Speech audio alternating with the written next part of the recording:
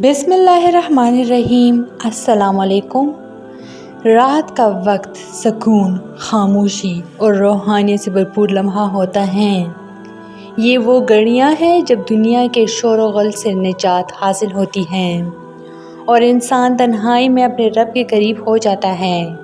इन ही लम्हात में अगर कोई नेक अमल किया जाए, कोई दुआ मांगी जाए या अल्लाह का जिक्र किया जाए तो उसके असरात आम औकात से कई गुना ज़्यादा बढ़ जाते हैं। इसीलिए उलमा ने रात के वक्त ख़ास वज़ाइफ और अस्कार को नहायत मौसर और बाबरकत करार दिया है। इन वज़ाइफ में सबसे ज़्यादा मौसर और अज़मत वाला वजीफ़ा दरूद शरीफ का है। दरूद शरीफ वो मुबारक कलमात है जिनके ज़रिए हम अल्लाह के महबूब हज़रत मोहम्मद सल्लल्लाहु अलैहि वसल्लम पर दरूद भेजते हैं। ये अमल ना सिर्फ़ एक अजीम इबादत है बल्कि ये हमारी दुनिया और आखिरत की कामयाबी की ज़मानत भी है।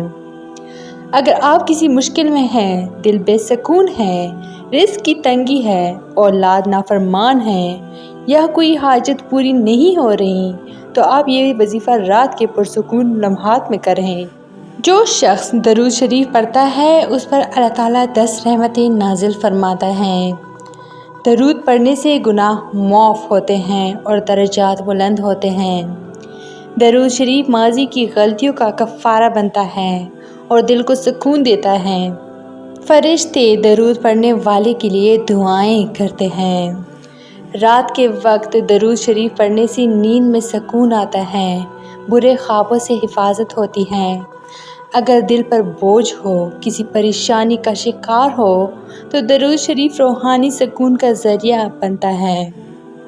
अल्लाह के महबूब बंदों की फहरिस्त में नाम शामिल होता है।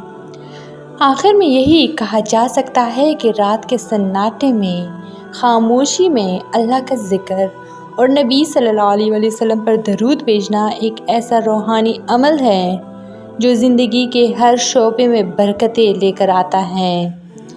अगर आप चाहते हैं कि आपकी दुआएं कबूल हो, दिल को करार मिले और अल्लाह का कुर्ब नसीब हो तो रात को दरूद शरीफ को मामूल बनाएं।